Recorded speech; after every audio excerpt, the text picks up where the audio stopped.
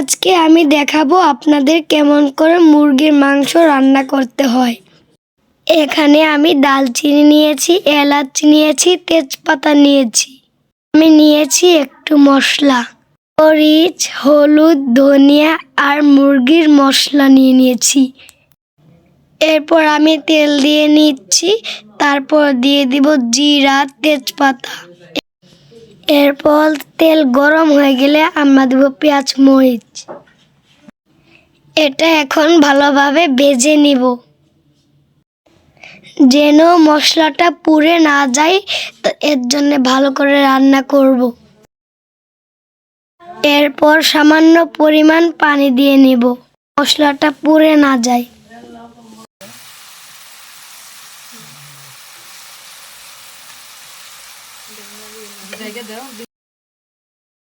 এখন আদা, রসুন, পেঁয়াজ বাটা দিয়ে দিব। এরপর নেড়ে নিব, ভালোভাবে নাড়তে থাকতে হবে। কিছুক্ষণ পর মাংস দিয়ে দিব, এরপর ভালোভাবে মশলার সাথে মিশিয়ে নিব।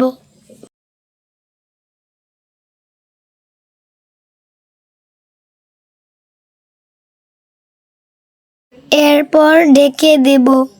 15 মিনিট পর ঢাকনাটা খুলে নেড়ে নিব।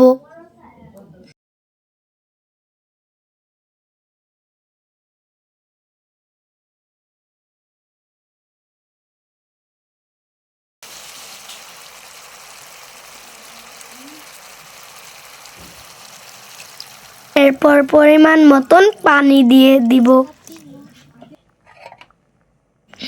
এরপর খুব ভালোভাবে নেড়ে নেব।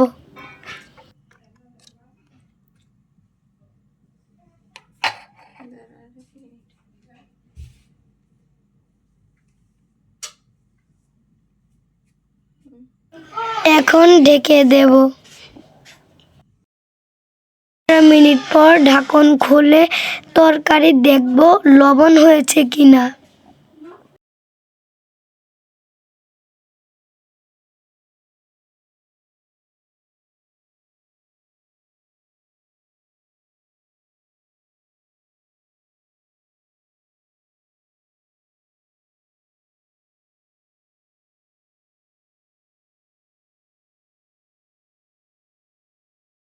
এখন আমার তরকারিটা হয়ে গিয়েছে।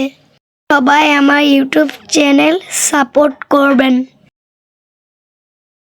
এবং আমাদের পাশেই থাকবেন। Bye bye.